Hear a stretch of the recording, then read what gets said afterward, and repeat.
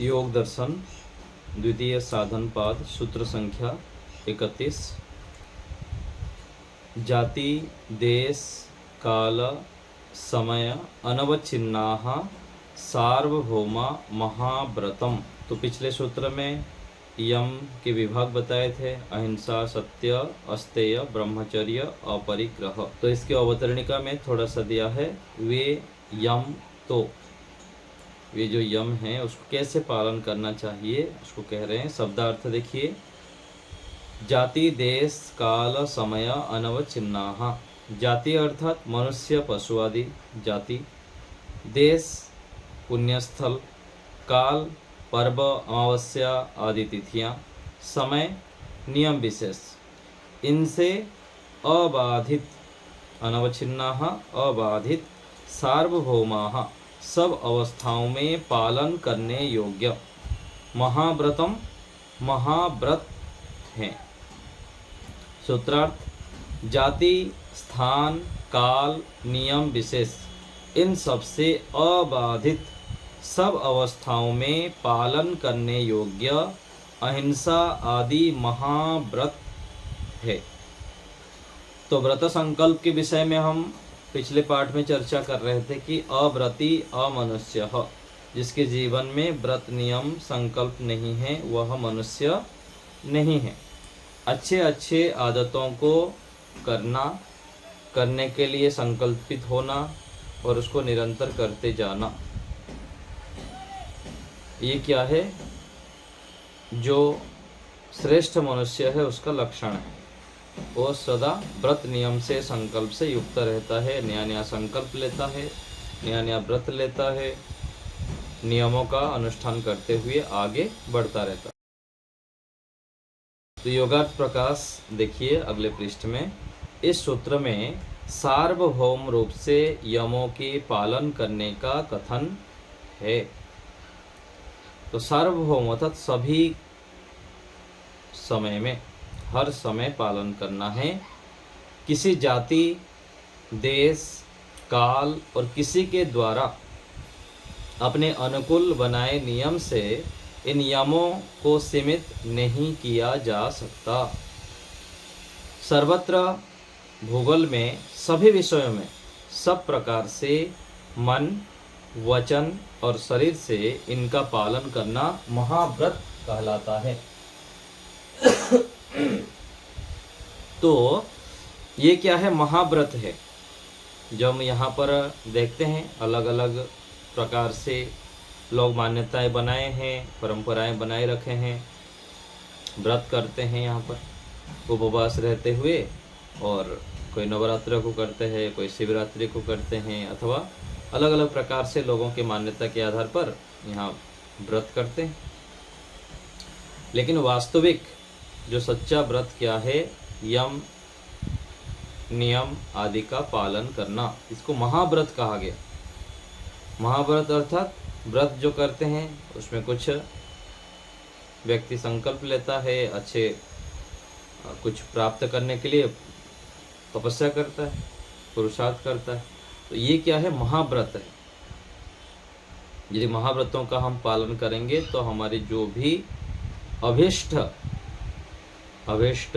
मनोकामनाएं हैं, इच्छाएं हैं, वह सब प्राप्त हो जाएंगे।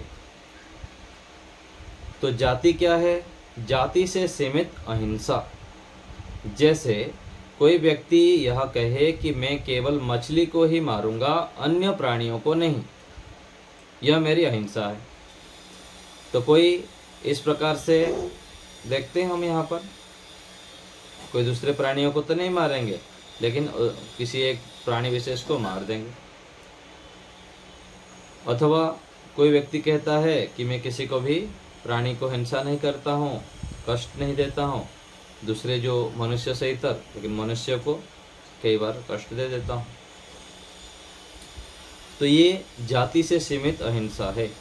किसी जाति विशेष को, मछली खाने वाले कुछ होते हैं, मैं तो मछली खाता हूँ लेकिन दूसरे ना बकरी खाता हूँ, ना मैं मटन ये चिकन खाता हूँ।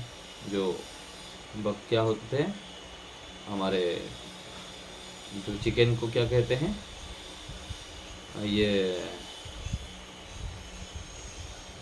तो नाम मेरा ध्यान नहीं आ रहा है, अंडे जो खाते हैं ना उसका। तो अलग अलग प्रकार से लोगों की मान्यताएं हैं, कोई बकरी खाएंगे और दूसरे खाते नहीं हैं। तो ये क्या है, ये ठीक नहीं है। किसी भी जाति को हिंसा ना पहुंचाना, किसी को भी कष्ट नहीं पहुंचाना हमारे माध्यम से।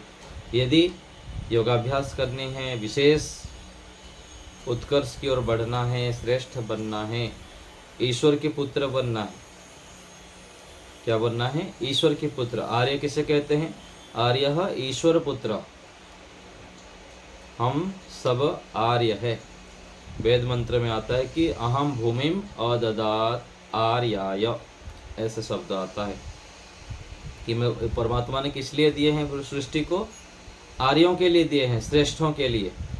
जैसे दूसरे मत वाले बोलते हैं ना कि हमारे इस मत को जो नहीं मानता वो क्या है, इस प्रकार से हैं, उनका साफ करो। ऐसे ही हमको क्या करना चाहिए, जो श्रेष्ठ व्यक्तियों को, जो दुष्ट व्यक्तियां हैं उनको श्रेष्ठता की ओर लाना, वो किसका काम है? हमारा ही काम है। हम यदि दुष्टों को श्रेष्ठता की ओर लाने के लिए प्रयास नहीं करेंगे, अच्छा पुरुषार्थ नहीं करेंगे, देश राष्ट्र में सत्य का प्रचार नहीं करेंगे, तो फिर दुष्टता, हिंसा बढ़ते जाएंगे। तो आज समाज में जो बुराइयां आदि फैला हुआ है, उसका कारण श्रेष्ठ व्यक्तियों को, महान व्यक्तियों को अपना कर्तव्य पालन ना करने का परिणाम स्वरूप है। इसलिए हमारा कर्तव्य भी हमें जानना चाहिए।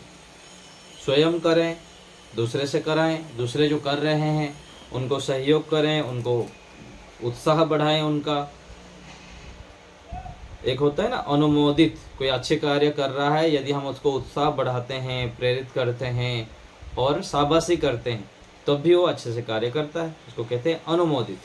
तो स्वयं करना, दूसरे से कराना और दूसरे जो कर रहे हैं उनको भी हमें सहयोग करना, उनका उत्साह को बढ़ाना। ऐसे करके हमें आर्यों को बढ़ाना चाहिए, श्रेष्ठ को, जो वेद अनुकूल आचरण करें, श्रेष्ठ आचरण करें, धर्म आचरण करें, न्याय आचरण करें, ऐसे व्यक्तियों को हमें बढ़ाना चाहिए, प्रशिक्षित करना चाहिए। ऐसे करने पर हम भी सुरक्षित रहेंगे। यदि हम ऐसे नहीं करेंगे, अपने घर परिवार के लिए केवल सोचेंगे, अपने लिए सोचेंगे, तो दुष्ट व्यक्ति जब बढ़ जाएंगे तो उसका परिणाम स्वरूप ऐसा होगा कि हमारे घर के ऊपर भी असुरक्षित हो जाएंगे, हम भी, हमारे ऊपर भी अटैक हो सकता है, आक्रमण हो सकता है। इसलिए कहा जाता है यदि पड़ोसी को आप सुधारेंगे नहीं, आसपास के लोगों को सुधारेंगे नहीं, तो क्या होगा, उसका परिणाम स्वरूप हमको एक दिन हानि पहुंचानी पड़ेगी, हमको भी रहना मुश्किल हो जाएगा। जैसे बोलते हैं ना कि दूर में हमारे पड़ोसी में यदि आग लगा पड़ोसी के घर में, तो हमारे घर में आने में कितना समय लगेगा, हमारे घर में भी आ जाएगा। तो श्रेष्ठ व्यक्तियों को दूसरे आसपास के समाज के लिए भी प्रयत्न करना चाहिए, उनके सुधार के लिए, उनको शिक्षित करने के लिए। जो किसी भी जाति के प्राणियों को हिंसा नहीं पहुंचाना। देश से सीमित अहिंसा। जैसे कोई यह कहे कि मैं पुण्य स्थान पर हिंसा नहीं करूंगा, अन्यत्र करूंगा, ये मेरी अहिंसा है। कोई कहेंगे कि मंदिर के अंदर चले गए तो वहां मैं गुस्सा नहीं करूंगा, क्रोध नहीं करूंगा, चोरी नहीं करूंगा मंदिर के अंदर अथवा धार्मिक स्थलों के पर, और बाहर निकले तो गुस्सा, क्रोध, लड़ाई झगड़ा, छल कपट, अन्यायपूर्वक आचरण, ये क्या है? देश से सीमित अहिंसा है। किसी भी देश में, चाहे मंदिर में है, आश्रम में है, सत्संग में है, उसके बाहर भी प्रत्येक परिस्थिति में हमें अहिंसा का पालन करना है। काल से सीमित अहिंसा क्या है? जैसे कोई व्यक्ति यह कहे कि मैं अमावस्या आदि पर्व के दिन तो हिंसा नहीं करूंगा, अन्य दिनों में करूंगा, ये मेरी अहिंसा है। आज देश में अथवा विश्व में ऐसे लोग मिल जाएंगे कि पूर्णिमा, अमावस्या और कोई अपने श्राद्ध आदि करते हैं, ऐसे दिनों पर तो मांस मछली नहीं खाएंगे और दूसरे दिन रगड़ के पूरा खाते रहो। पूर्णिमा को नहीं खाऊंगा, शिवरात्रि को नहीं खाऊंगा, आदि आदि जो धार्मिक हमारे परंपराएं हैं, उत्सव है, उसके उस दिन तो नहीं खाना है, बाकी दिन पूरा छूट, खुला छूट है। ऐसे भी लोग होते हैं। काल से सीमित अहिंसा, जैसे कोई व्यक्ति अमावस्या आदि में नहीं खाता। समय से सीमित अहिंसा, जैसे कोई व्यक्ति अपने किसी प्रयोजन की सिद्धि के लिए नियम बना लेवे कि अमुक अवसर पर ही हिंसा नहीं करूँगा, हिंसा करूँगा और इससे भिन्न अवसर पर नहीं करूँगा। अपना और दायरा खींच दिया, यहाँ पर तो करूँगा, यहीं पर नहीं करूँगा, यह मेरी अहिंसा है। इस प्रकार से जाति, देश, काल और समय के द्वारा 5 यमों को सीमित नहीं बनाया जा सकता। हर समय इसका पालन करना अनिवार्य है। और जितना कटौती करेंगे उतनी उन्नति में कटौती हो जाएगी। हमारा जो अभिष्ट इच्छाएं हैं, धार्मिक इच्छाएं हैं, श्रेष्ठ इच्छा हैं, ईश्वर अनुकूल, वेद अनुकूल इच्छाएं हैं, उसको यदि प्राप्त करना चाहते हैं तो इन सब से रहित होकर हर समय यदि हम यम नियम आदि का पालन करेंगे, प्रत्येक समय करना है, कहीं कुछ भी हो जाए, जितना पालन करेंगे उतना मिलेगा। और जितना हम शॉर्टकट करेंगे, अवसरवाद होंगे और कटौती करेंगे, उतना हमारे लक्ष्य भी दूर होता जाएगा। देखिए, अभी बहुत अच्छी बात बता रहे हैं। संसार में एक आदर्शवाद है और दूसरा अवसरवाद। इन दोनों वादों का परस्पर संघर्ष चलता रहता है। आदर्शवादी कहता है कि सदा मन, वाणी और शरीर से सत्य का ही आचरण करना चाहिए, असत्य का नहीं। ये कौन कहता है? आदर्शवादी। अवसरवादी कहता है कि जहाँ जहाँ पर प्राणों की रक्षा होती हो और लाभ होता हो, वहाँ पर तो असत्य का आचरण करना चाहिए। यह अवसरवादी है। वास्तविकता यह है कि आदर्शवाद से ही लौकिक सुख और मोक्ष सुख की सिद्धि होती है, और अवसरवाद से इन दोनों प्रकार के सुखों का नाश और दुख की प्राप्ति होती है। तो अवसरवाद और आदर्शवाद, हमको सोचना है कि हम किस स्तर पर जी रहे हैं। कहाँ कहाँ हम समझौता कर लेते हैं। समझौता शब्द है ना, समझौता कर लेते हैं हम। यहाँ पर तो करूँगा, यहाँ पर नहीं करूँगा, इतना करूँगा। यज्ञ करने के लिए रोज कहा गया, लेकिन रोज करेगा नहीं। कभी महीने में कर दिया, कभी 3 महीने में किया। ये क्या है? अवसरवाद। थोड़े थोड़े कभी कर लिया। आदर्श क्या है? प्रत्येक दिन करना है तो करना है। बिना यज्ञ के भोजन नहीं करना, बिना संध्या के भोजन नहीं करना, बिना व्यायाम के भोजन नहीं करना। यदि सुबह उठ के व्यायाम, प्राणायाम आदि नहीं किए तो भोजन करना नहीं, नाश्ता नहीं करना, नाश्ता बंद। व्यक्ति ना व्यायाम करेगा, ना प्राणायाम करता है, ना दौड़ लगाता है, ना कोई शरीर से मेहनत का काम है, थाली वही। रोज यदि 4 रोटी खा रहा है, व्यायाम प्राणायाम आदि करके भी 4 रोटी और बिना किए भी 4 रोटी, तो क्या होगा? भूख नहीं लगोगे अंदर और फिर बीमार पड़ेंगे। बुद्धि काम नहीं करेगी। बुद्धि काम नहीं किया, रजोगुण तमोगुण बढ़ा, तो उसका असर क्या होगा? व्यक्ति चंचल हो जाता है और दूसरे के ऊपर उसका असर उतारता है। गुस्सा आदि करेगा, गलत व्यवहार करेगा, चिड़चिड़ा हो जाएगा, प्रतिक्रिया करने लग जाएगा बड़ों के बातों को। कोई कुछ अच्छे बात बताए तब भी उसका प्रतिक्रिया, उल्टा जवाब देने लग जाता है। ये कब होता है? जब व्यक्ति व्यायाम, प्राणायाम, ध्यान, सत्संग, यज्ञ आदि श्रेष्ठ कार्य को नहीं करता है। तो श्रेष्ठ कार्य यदि हम प्रत्येक दिन करेंगे तो सत्व में प्रतिष्ठित होंगे। एक कहा जाता है कि एक कहीं पर श्लोक संस्कृत का पंक्ति है कि कार्य का जो सिद्धि होती है, श्रेष्ठ कार्य की जो सिद्धि है, वो सत्व गुण की अवस्था में होती है। और उसको लिए कहा गया कि, और एक इसका अर्थ है कि व्यक्ति साधनों से, संसाधनों से जो कार्य नहीं कर सकता है, संसाधन होते हुए भी जो कार्य नहीं हो पाता है, वो कार्य कैसे होता है? सत्वगुण की स्थिति में होते हैं। धर्म, व्यक्ति तपस्या करके, श्रेष्ठ कार्य को करके, दिव्य कार्यों को करके उसको सिद्ध कर लेता है। मैं क्या कहना चाह रहा हूँ, उसको ध्यान से सुनिए। कोई भी कार्य यहाँ पर यदि हमारा सिद्ध नहीं होता है, हमारे पास धन भी है, बल भी है, अच्छे अच्छे डॉक्टर भी है, बहुत कुछ हम साधनों से कर देना चाहते हैं, साधन तो है, पैसे की कमी नहीं है, लेकिन हमारा कार्य सिद्ध नहीं हो रहा, तो उस समय क्या करना चाहिए? हमको श्रेष्ठ कार्य करना चाहिए, तपस्या करनी चाहिए। तपस्या से और पवित्र जीवन से हम वो स्थिति को, वह उपलब्धि को प्राप्त कर सकते हैं जो बड़े से बड़े धनवान, साधन से संपन्न व्यक्ति भी नहीं कर पाता। इसलिए इसको भी जीवन में महत्व देना चाहिए। जैसे हम धन संपत्ति को महत्व देते हैं, ऐसे ही सत्वगुण की अवस्था को, पवित्र कमाई को और सत्य आचरण को महत्व देना चाहिए। तो जीवन में जब हमारे पास पुण्य इकट्ठा होता है, पुण्य संचय होता है अधिक से अधिक, तो पुण्य के बल पर हम बड़े बड़े संकटों को टाल देते हैं और उसको सहन करने का सामर्थ्य भी प्राप्त कर लेते हैं। इसलिए हमें पुण्य का संचय करना चाहिए, पैसे के साथ साथ पुण्य भी संचय करना है।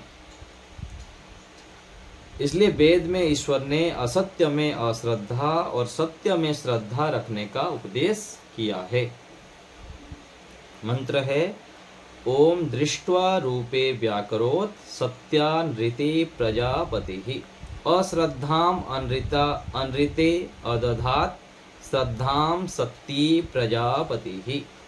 भावार्थ, जो प्रजापति परमात्मा सत्य अनृते, सत्य और असत्य जो निरूपित किए गए हैं उनको दृष्टवा, ज्ञान दृष्टि से देखकर, व्याकरोत विविध प्रकार से उपदेश करता है, जो मिथ्या भाषण आदि में अप्रीति को धारण कराता है और सत्य में प्रीति को धारण कराता है, वह सबके लिए उपासनीय है।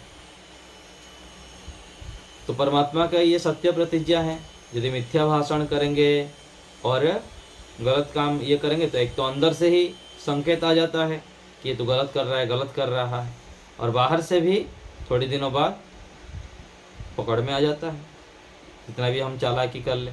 और बुद्धिमान व्यक्ति के तो पता ही लग जाता है, उनके सामने तो चलता ही नहीं है।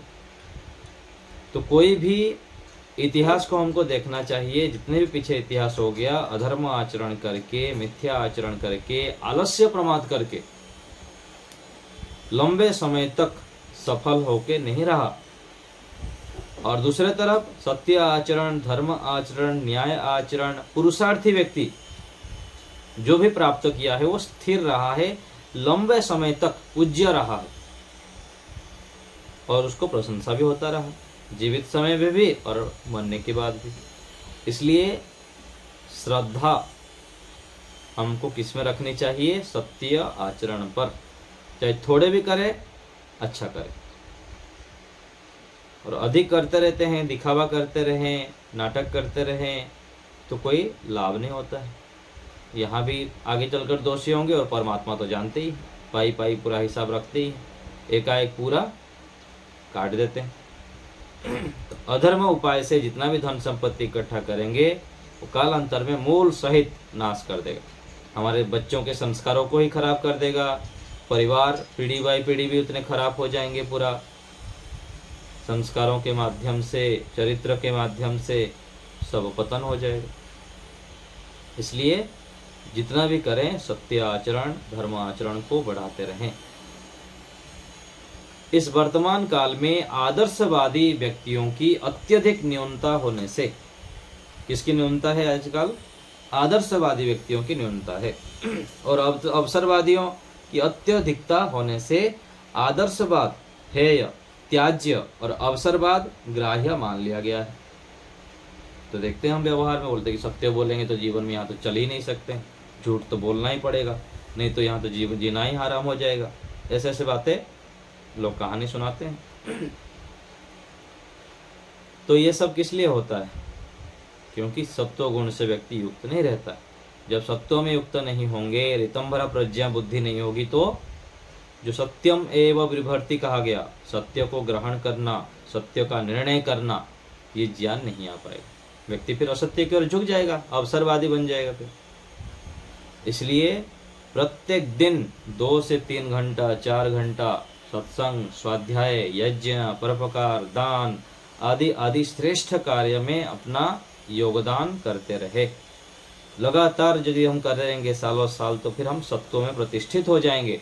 क्या करना क्या नहीं करना हमको पता लगेगा। ऐसे हमारी बुद्धि निर्णय ले सकती, क्योंकि जैसे बुद्धि दिखाएगी उसी प्रकार से हम कार्य करते हैं, निर्णय जैसे हमारा होता है। तो हम आदर्शवादी बने। इस मान्यता के कारण आदर्शवादी का अपमान होता है और अवसरवादी का सम्मान किया जाता है। इससे आदर्शवादी व्यक्ति न्यून हो जाते हैं। इसका परिणाम अज्ञान, अधर्म, दुख की वृद्धि और विद्या, धर्म और सुख का विनाश होता जा रहा है। प्रत्येक व्यक्ति यह चाहता है कि मेरा दुख और उसके कारण दूर हो जाए। क्या कह रहे हैं? प्रत्येक व्यक्ति क्या चाहता है? मेरा दुख दूर हो जाए, उसके कारण भी दूर हो जाए, तथा मुझे सुख और सुख के साधन प्राप्त होते जाएं। इन चारों विषयों में कहीं भी किसी का भी मतभेद नहीं है, सभी लोग यही चाहते हैं।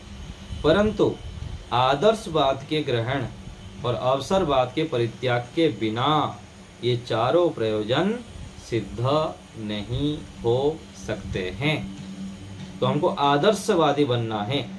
हमको क्या मान के चलना है? मैं ऋषियों के वंशज हूँ, मैं भगवान राम कृष्ण जी के वंशज हूँ, मैं सामान्य नहीं हूँ, मैं विशेष हूँ और मैं श्रेष्ठ कार्य को ही करूँगा, ऋषियों के मार्ग पर ही चलूँगा, सत्य के मार्ग पर ही चलूँगा, समझौता नहीं करूँगा। ऐसे हम संकल्प करेंगे, दृढ़ बनेंगे, तो आगे चलकर जो हम चाहते हैं वैसे हो सकते हैं। असंभव कुछ भी नहीं है। तो समय जब हमारा हो जाएगा वानप्रस्थ में जाने का, घर छोड़ने का, तो आश्रम में जाना है, क्योंकि हमको आदर्शवादी बनना है। हमको मोक्ष की ओर बढ़ना है, ऋषियों के अनुकूल चलना है, ना कि बच्चे की खुशी के लिए, पोता पोते की खुशी के लिए उनको डर के घर में ही रहना है। ये क्या हो जाएगा? अवसरवाद हो जाएगा। यदि अवसरवादी होंगे तो कालांतर में क्या होगा? जो बच्चे पोते बहू आदि जो हैं उनको हम प्रसन्न करना चाहते हैं, उनको तो कोई प्रसन्न कर ही नहीं सकते, चाहे जितना भी कर ले उनके लिए, जिंदगी भर कर लीजिए, उनको प्रसन्न कर ही नहीं सकते। और दूसरे तरफ ईश्वर की आज्ञा से विरोध कार्य कर रहे हैं, आत्मा के विरुद्ध कार्य कर रहे हैं। और जितना उन्नति इस जीवन में हमको करना चाहिए, मनुष्य जीवन जिसलिए मिला था, उस कार्य को भी हम नहीं कर पाएंगे। इसलिए एक समय तक घर में रहना चाहिए, फिर धीरे धीरे करके हमको वानप्रस्थ लेने के भी तैयारी करना चाहिए। ईश्वर की उपासना करने के लिए विशेष समय लगाना चाहिए, ध्यान साधना आदि में। विशुद्ध योग अनुष्ठान से ही आदर्शवाद की स्थापना हो सकती है। कब होगा ये? विशुद्ध योग अनुष्ठान करेंगे। ये जो हम बताया जा रहा है, लोग प्रेरणा करते रहेंगे, भाई घर छोड़ो, घर छोड़ो, आश्रम में चलो, आपका तो आयु हो गया, इतने आयु हो गई। तो ये बोलना जरूरी नहीं पड़ेगा। जब आप विशेष साधना करने लग जाएंगे ना, अंदर से ही धक्का लगेंगे, परमात्मा ही प्रेरणा करेंगे, भाई चल चल चलो, आपका जो इतना साल तो कर ही दिया बच्चे के लिए, घर परिवार के लिए, अभी अपने लिए भी तो समय लगाइए। ऐसे अंदर से प्रेरणा आएगी। तब आएगा जब हम विशुद्ध योग अनुष्ठान करेंगे, ध्यान साधना आदि में समय लगाएंगे, और अवसादवाद का परित्याग हो सकता है। आदर्शवाद का स्थापना और अवसरवाद का परित्याग, अन्यथा नहीं। इसलिए हमें समय लगाना चाहिए, एकांत में, मौन में, सत्संग में, स्वाध्याय में, प्रत्येक दिन संकल्प लेते हुए ऋषिकृत ग्रंथों का स्वाध्याय करना, जप करना। और ये समय कब उत्तम समय है? सुबह का समय। सुबह जल्दी उठ जाएं, उसके लिए रात को जल्दी सोएं। सुबह जल्दी उठ जाएंगे, 2-3 घंटा अपने लिए लगा देंगे, फिर दिन भर अपने कर्तव्य कर्मों को करते जाना है। और उस समय भी ईश्वर की उपस्थिति को स्मरण रखना है, ईश्वर मुझे देख सुन जान रहे हैं। ऐसे करने पर हम शीघ्र अपने लक्ष्य को प्राप्त कर सकते हैं। अभी आप लोग को कुछ पूछना हो तो बताइए।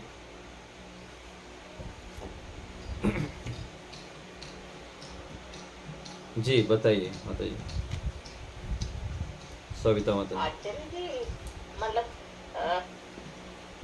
तो जैसे कई लोगों ने वानप्रस्थ लिया था अपने रोजन में ही ईश्वरी माता जी और सुषमा माता जी वगैरह ने, हाँ जी, पर वो सही समय पे आ गई थी। हाँ जी। लेकिन जब वो रुग्ण अवस्था में आई तो फिर उनको घर पे, मतलब उनके बेटों वगैरह को फोन करके घर पे भेजा गया। नहीं, ऐसा उसमें मैं माता सुना। जी जो परिस्थितियाँ होती है ना, बहुत सारी स्थितियाँ ऐसी हमारे ज्ञात में नहीं होता है। बहुत सारी स्थितियाँ ऐसा है और उसको हमारे ज्ञात में नहीं होते हैं। ज्ञात जब रहेगा किस किस स्थिति में उनको भेजना पड़ा, क्या हुआ, और पहले से उसके विषय में हमको ये करना चाहिए। जैसे हम यहाँ पर दर्शन योग धाम में हमारा नियम बनाए, दर्शन योग धाम में हम जो भी नियम किए हैं कि जितना भी रुग्ण हो जाए, कुछ भी हो जाए, उनके लिए स्पेशल कर्मचारी भी रहेंगे, सेवक भी रहेंगे, डॉक्टर भी आएंगे, मृत्यु तक उनकी सेवा की जाएगी। पहले से उस प्रकार हमको कंडीशन करनी पड़ेगी, आर्थिक स्थिति भी उस प्रकार से कुछ रखनी पड़ेगी, और जो अधिकारी व्यक्ति हैं उनसे बात कर लेनी पड़ेगी, ठीक है ना। तो ऐसे पूर्व, लाकरोड़ा में अपने ने ये योजना बनाई है, हाँ जी जी, लाकरोड़ा वाले। हाँ जी, हाँ जी, लाकरोड़ा में हम ऐसे योजना बनाए हैं। हाँ, वो गलत होता है ना कि फिर वो बच्चे भी एक्सेप्ट नहीं करते। हाँ जी, हाँ जी, उनकी भी आदत छूट जाती है ना, जी फिर जी वो जी, एकदम रुग्ण अवस्था में उनको लेके जाए, हाँ जी, हाँ, बड़ी हालत खराब हो जाती है फिर बिल्कुल इंसान बिल्कुल। की। तो पहले से हमको इस प्रकार से तैयारी मानसिक करके चलना चाहिए और योजनाबद्ध तरीके से करना चाहिए। सबके स्थिति ऐसे हो जाएगी ऐसा नहीं है, उनके बेटा वो कर दिए, आपके बेटा वो ऐसे करेंगे, ऐसा भी नहीं है। तो हमको पहले से उनको बता भी देना है, और आश्रम के साथ भी उस प्रकार से कंडीशन कर लेना चाहिए। सचदेव साहब बोलिए। आचार्य जी नमस्ते। नमस्ते जी। आचार्य जी, जैसे मैं प्योर नॉन वेज हूँ, हाँ जी, तो फिर मैं अहिंसा करता हूँ। हाँ जी, लेकिन जो वेजिटेरियन है, हम्म, मैं तो वैसे वेजिटेरियन हूँ, मैं वैसे एग्जाम्पल दे रहा था। जी, मैं वेजिटेरियन हूँ, हम्म, लेकिन मैं गुस्सा करता हूँ, हाँ जी, झगड़ालू हूँ, ठीक है, हाथापाई भी कर लेता हूँ। हम्म। तो ये अहिंसा मेरी कहाँ गई फिर? मैं वैसे तो देखिए, अहिंसक हूँ, किसी बात प्राणी की हिंसा नहीं करता। ठीक है, आप थोड़ा म्यूट करिए, मैं बताता हूँ, इको होता है थोड़ा। ठीक है जी आचार्य।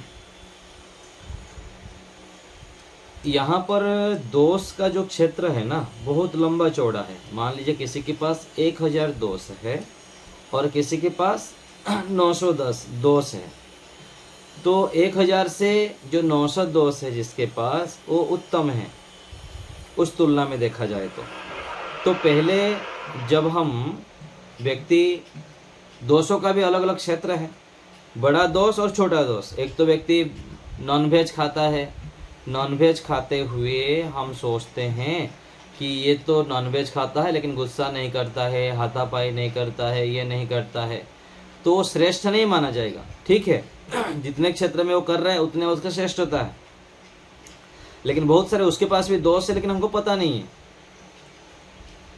कई सारे दोष है तो ऐसे होता है, हमको पता नहीं है। तो इसीलिए हम ऐसे नहीं कहना चाहिए, ऐसे हम पैमाना नहीं बना सकते हैं कि व्यक्ति नॉनवेज तो खाता है लेकिन उसके तुलना में ये तो नहीं करता है तो उससे ये अच्छा है, ऐसा नहीं। ये भी दोष है, वो भी दोष है, दोष तो दोष है। हाँ, ये जो नहीं कर पा रहा है उसको इसको प्रयत्न करना चाहिए, उसको छोड़ना चाहिए। ऐसे करके हमको विचार बनाना चाहिए। और इसके पास अलग प्रकार से दोष होता है, उसके पास अलग प्रकार के दोष है। कोई व्यक्ति का दोष ऐसा है कि वो बाहर प्रकट करता है, किसी के भोजन में दोष है और भोजन के ऊपर संयम नहीं रखता है, और दूसरा व्यक्ति भोजन में तो कुछ नहीं करता, बाहर सबके साथ अच्छे आचरण करता है, मन में लेकिन गलत विचार रखता है, गलत दृष्टि रखता है, गलत अंदर अंदर व्यक्ति जलन रखता है। तो ऐसे प्रत्येक व्यक्ति के अंदर अलग अलग वैरायटी के दोष है और दूसरे अलग अलग वैरायटी के गुण भी है। तो दोष दोष है, गुण गुण है। तो इसलिए जो नॉनवेज खाता है वो गुस्सा क्रोध नहीं करता है, और जो वेज खाता है और गुस्सा क्रोध करता है तो ये इस क्षेत्र में दोष है और उसको उस क्षेत्र में दोष है। अपना दोष को छोड़ना है दोनों को। हम ऐसे नहीं कह सकते हैं कि इसके तुलना में चलो ये तो कम। हाँ जी, बताइए। दोष जो है ये भी तो हिंसा में ही आते हैं। क्रोध हिंसा, है या बिल्कुल बिल्कुल बिल्कुल हिंसा, बिल्कुल ये फिर हिंसा। अहिंसावादी हम जो वेजिटेरियन है हाँ जी। तो वो अहिंसावादी प्योर तो हो ही नहीं सकते। नहीं देखिए, अहिंसावादी जो हम कह रहे हैं, अहिंसावादी के भी लेवल भी है ना, अलग अलग लेवल है। जैसे हम बोलते हैं कि हम सत्संगी है, सत्संगी है मतलब क्या, सत्संग में जो सीखते हैं सारे अपने जीवन में ले आएंगे, ले आए हैं, ऐसा तो नहीं है, लेकिन हम लाने के लिए प्रयास कर रहे हैं और पुरुषार्थ कर रहे हैं, ये बात हम कह सकते हैं। ठीक है ना, ऐसे हम कह सकते हैं। अहिंसावादी तो कहेंगे हाँ, अहिंसा के लिए हम पुरुषार्थ कर रहे हैं, अहिंसा छोड़ना चाहते हैं, उसके लिए तत्पर हैं और कर भी रहे हैं। मैं सत्य बोलता हूँ, तो सत्य बोलता हूँ मतलब क्या, झूठ कभी अपवाद रूप में जाने अनजाने में हो गया अलग बात है, लेकिन 100 में से कोई व्यक्ति सत्य बोलने का संकल्प ही नहीं लेता है, उसकी तुलना में संकल्प लेता हूँ और पुरुषार्थ कर रहा हूँ, तो मैं सत्यवादी बोल सकता हूँ मैं।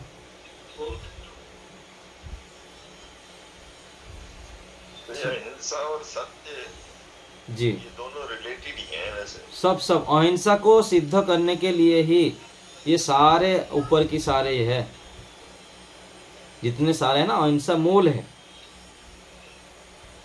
और धीरे धीरे जितने भी हम आचरण करते जाएंगे, सत्य है, अस्तेय है, ब्रह्मचर्य है, अपरिग्रह है, सोच, संतोष, जितना भी आगे आएगा सारे अहिंसा को सिद्ध करेंगे, मतलब एक दूसरे से जुड़े हुए हैं, अलग नहीं।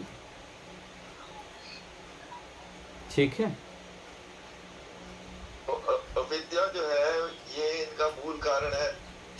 अविद्या, हाँ वही शब्दांतर ही है, शब्दांतर। अविद्या को अलग क्षेत्र में करेंगे, अज्ञान के कारण ही हम हिंसा करते हैं, असत्य बोलते हैं, इस प्रकार से हम अविद्या को कहेंगे, अज्ञान को कहेंगे।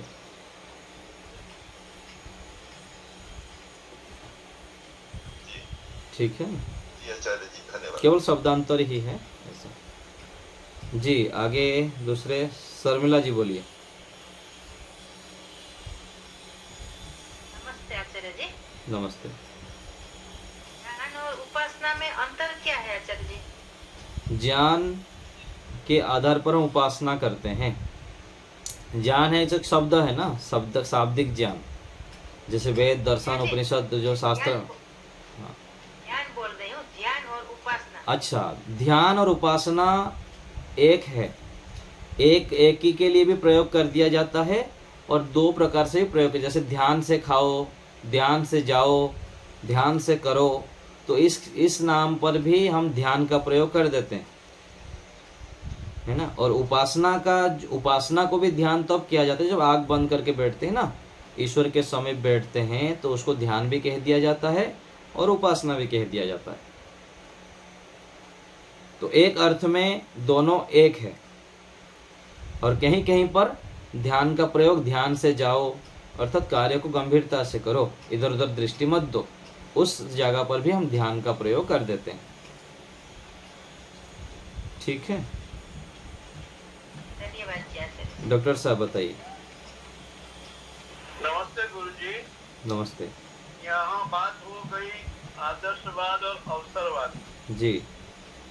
तो यहाँ तो पूरा माहौल ही अवसरवादी लोगों से भरा हुआ है, ठीक है। और हम आदर्शवाद पर चलने की कोशिश कर रहे हैं। हाँ तो जी। डंडा पड़ रहा है। जी, तो ऐसे में कैसे जिए और क्या रास्ता निकलता है? दंड को सहन करना है, दंड को सहन करने का सामर्थ्य उत्पन्न करना है, तब तो फिर हम मोक्ष के राह के पथिक बनेंगे। और ये करना पड़ेगा, और धीरे धीरे चलते रहेंगे तो ये सामर्थ्य हमारे अंदर आ जाएंगे।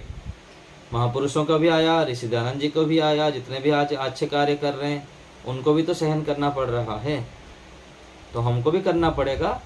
आगे बढ़ते रहेंगे तो हमारे अंदर ये सामर्थ्य आ जाएंगे कि उसको हम सहन करते हुए आदर्शवाद पर चल सकते हैं। कोई असंभव नहीं है, ऐसे मान के हमको चलना है। ठीक है, जी। सुदेश। कोशिश तो बहुत करते हैं। हाँ, कोशिश, लेकिन कर- टेढ़ा-मेढ़ा रास्ता है और लोग बहुमती में है। करेंगे, यही तो ठोकाई, जितना ठोकाई होगा उतना मजबूत बनेंगे ना हम।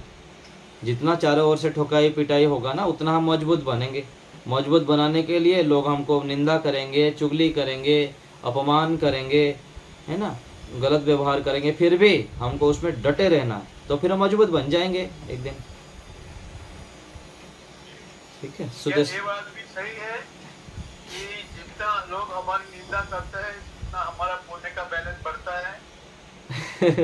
वो तो ऐसे बोल दिया जाता है, वो तो होगा ही ना, हम अच्छे कार्य करते रहेंगे तो पुण्य का तो बढ़ेगा ही। उन लोग जो करेंगे उसकी बात है, हम जितना अच्छे कार्य करेंगे तो हमारा पुण्य तो बढ़ेगा ही बढ़ेगा। ठीक है ना, अच्छे कार्य के आधार पर पुण्य जुड़ा हुआ है। देव ऐसे कहते हैं ना कि अगर आपने पूरे काम कर दिए तो आपका जो बैलेंस है वो कम हो गया। वो तो ऐसे ही है, ऐसा नहीं है, जितना हम अच्छे कार्य करेंगे पुण्य बढ़ता जाएगा। ठीक है सुदेशना माता जी बोलिए। आचार्य जी नमस्ते। जी। आचार्य जी, जो कुछ आदर्श हम लोग पालन करते हैं, अगर घर परिवार में जो आदर्श पालन नहीं करते अपना परिवार लोग कोई, तो वहाँ पर हमको जाना चाहिए या नहीं जाना चाहिए? वो स्थितियाँ देखनी पड़ेगी। कुछ संबंध निभाने के लिए जाना भी पड़ता है एक सीमा तक। धीरे धीरे करके जब आपको लगता है कि नहीं जाने से भी काम चल जाएगा और आगे हमको बाधित नहीं होना होगा, तो उस समय फिर आप जाना भी छोड़ सकते हैं। उसके पहले तक हमको धीरे धीरे करके मजबूत होना पड़ेगा। स्थितियों को देखनी पड़ेगी, कौन सा स्थिति में जाना अनिवार्य है, नहीं तो आगे उसका परिणाम गलत हो सकता है। वो स्थिति अलग अलग स्थितियों के आधार पर उसका निर्णय करना होता है। एकाएक हम समाज से कट नहीं सकते हैं। एक समय तक हमको समाज में रहते हुए उनके साथ संघर्ष करना पड़ेगा, और वो अवसरवादी हमको पता है, फिर भी संबंध करना पड़ेगा, व्यवहार बनाना पड़ेगा, ये करना ही होता है। ठीक है, इसलिए स्थिति देखते हुए धीरे धीरे हम आगे बढ़ते रहेंगे तो अंदर से ही प्रेरणा होगी क्या करना चाहिए क्या नहीं करना चाहिए। ठीक है आचार्य जी, धन्यवाद। जी सविता माता जी बोलिए। आचार्य जी, ध्यान और समाधि में क्या अंतर है? ध्यान की ही जो उच्चतम अवस्था है ना, वो समाधि है। जैसे ध्यान अर्थात क्या है, ज्ञान की एक रूपता बने रहना। योग दर्शन की भाषा में ध्यान का अर्थ क्या है, जैसे बोलते हैं ध्यान से जाओ, मतलब एक काम को लगातार करते रहना, है ना, वो क्या है, ध्यान है। और उस एक काम को जो हम निपुण हो जाते हैं ना, उसका पूरा मतलब स्पष्ट हो जाता है, हमको दक्षता प्राप्त कर लेते हैं, वो समाधि की अवस्था हो जाती है। जैसे गाय के विषय में हम ध्यान कर रहे हैं, गाय के अलग अलग गुणों को देख रहे हैं और उनके विषय में रिसर्च कर रहे हैं, देख रहे हैं, लेकिन आगे चलकर क्या होता है, गाय का हमको पूरा जो वास्तविकता है, जो गाय के वास्तविक गुण हैं, वो हमको पूरा हस्तगत हो जाता है कि गाय के शरीर में मान लीजिए कितने से बड़े रोग हो, व्याधि हो, संकट हो, परेशानी हो, जब हम गाय के ऊपर हाथ फेरते हैं, कोई बताया कि गाय के प्रत्येक दिन 10-15 मिनट मालिश करेंगे तो स्वास्थ्य भी ठीक होगा, बुद्धि के भी विकास होता है, और जितना भी हमारे अंदर रोग व्याधि हो सब दूर हो जाता है। कोई बताया हमको, ये क्या है, केवल शब्द में हम सुने और आगे चलकर इसका हम प्रैक्टिकल करने लगे। 6 महीना, 1 साल, 2 साल की देसी गाय जो होते हैं उनको जाके प्रत्येक दिन हम 15-20 मिनट मालिश किए, तो मालिश करते करते क्या हुआ, ध्यान कर रहे हैं हम, श्रद्धा भाव से कर रहे हैं। लेकिन एक दिन हुआ कि हमको पूरा झटका लगा, एक दिन हाँ ये किया, ये मुझको मिला, जो हम सुने थे शब्द के माध्यम से, जो कर रहे थे, उसका पूरा जो प्रैक्टिकली रूप से हमको प्रत्यक्ष हो जाता है। ये क्या है, समाधि की स्थिति है। ऐसे ही कोई बताया कि गाय का प्रोडक्ट प्रत्येक दिन हमारे अंदर जाना चाहिए, चाहे दूध के रूप में हो, छाछ के रूप में, दही के रूप में, और मक्खन के रूप में हो, घी के रूप में हो, अथवा गोमूत्र के रूप में हो।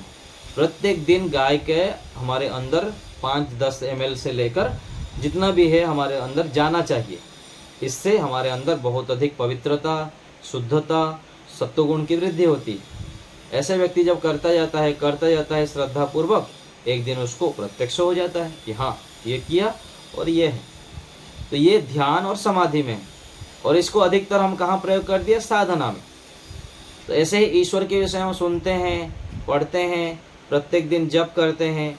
इस प्रकार करते करते एक दिन ईश्वर का हमको दर्शन हो जाता है, ईश्वर का अनुभव हो जाता है। ये क्या कहते हैं, समाधि की अवस्था। समाधि अर्थात क्या है, समाधान, सरल शब्द में कहेंगे तो